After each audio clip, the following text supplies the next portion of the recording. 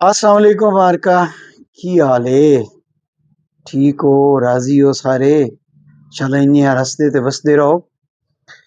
गल्लां तां असां करनी होइयां। कई आखे गल्लां कई दियां तां मुल दियां होंदियां कोई ना होइयां।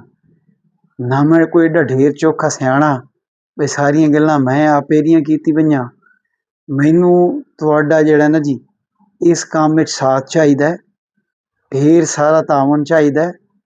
तुसी सारेयां मेरे नाल रल के ये जोर मरावना है बई असां जंग दी जबान, जंग दा कल्चर, जंग दी तारीख, जिन्हूं उर्दू च तारीख आखदे न, हिस्टरी अंग्रेजी च, ये सारियां शैयां जेहड़ियां ना जी असां रल के इन्हां ऐं चाड़ के लै आवना है चन्न नाल, जिवें 14वीं दा चन्न चढ़दा है ना जी, इंज मैं चाहना बई जंग दे सारे रंग जेहड़े न वो असी इस चैनल तों सजना बेलियां अगू भी रखीए, जेहड़े साधु सड़दे न उन्हां दे अगू भी रखीए।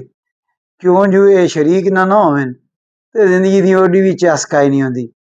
शरीक ही होंदे हुए जेहड़े इदू अदू नाल नाल होंदे न। असां ये चाहीए, कोशिश करिए बई साडा जेहड़ा ना जी मान तरान, साडी मां बोली ते सिर्फ मां बोली नहीं, उस मां बोली दे बोलण वालियां दा राण बाण, ये सारे रंग ढंग जितने भी हैं ना जी, ये सारे दे सारे सारी दुनिया दे नाल साझे करने चाहिए।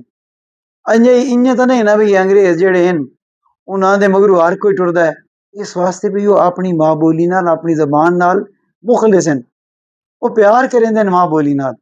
सानू भी वो प्यार जेहड़ा है ये नहीं भी सन कोई नहीं, साड़ी भी कोई मतरेई तो नहीं ना मां बोली सक्की होई, लेकिन ये कोई पता नहीं असी जगदे रह गए। साढ़े च कोई बंदा थोड़ा जिहा पहाड़ लिख वने या कोई बाऊ शाऊ बन वने तो मोड़ ओहदे ज़हन च आंदी भी यार मैं कितें जंग दी जबान बोलां ते बंदे की आखसन, भाई बंदे की आखना जे तुसी अपने आप अंदरों हरे खले हो ते बाहर वाले बंदे तुहानू कि शेर समझ लेना। ओ भाई शी हो बंदा होंदा है जेड़ा अपने अंदर दी जेड़ी गल है उन्होंने बाहर लै आवे, अपनी जबान ते लै आवे।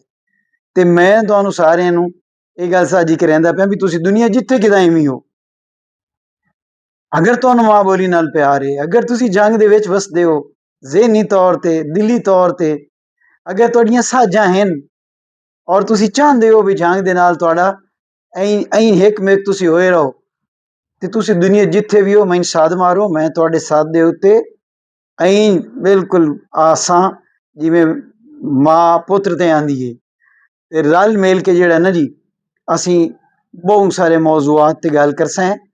कदी तारीख ते गल होसी, कदी कानून ते गल होसी, कदी जबान ते गल होसी, कदी पंजाबी शायरी ते गल होसी, कदी पंजाबी नसर ते गल होसी। ये सारियां गल्लां असी करसां। लेकिन तुसां मेरी ये मदद करनी भी जिस बंदे कोल जंग दे बारे विच जेहड़ी भी कोई निरोई गल है या जेहड़ी भी कोई इतलाह है या जेहड़ी भी कोई उस कोल लुकी छुपी हुई जिन्हों आखदे भी कोई एसेट उहदे कोल है अगर जंग दा ते ओह लाजमी मेरे नाल साझा करिया है तां जो असी सारे रल के उसनूं लोकां अगू रखीए, लुकाई अगू रखीए ते असी ओनू जितना ज्यादा हो सके ओहदी ओहदा प्रचार करिए। ते अज वास्ते इतना ही काफ़ी है तां जो गल लम्मी होगी तो मुड़ तुसां सुनदे भी ते नहीं भी तो रोला है। बहरहाल आज वास्ते इतनी बड़ी गल है।